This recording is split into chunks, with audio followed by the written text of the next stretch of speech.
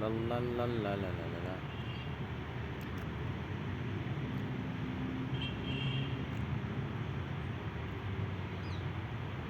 مکنون یک جگوار در حال چریدن است.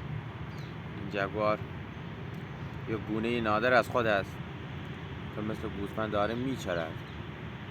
نگاهش کنید. خدا داره میچره. خدا بچر. برو بچر. برو تا لیاقت همون چریدنی. برو. حالا این فرصت طلب رو نگاه کن. خشم شهر در دل تاریکی، نامفهوم و ناواضح.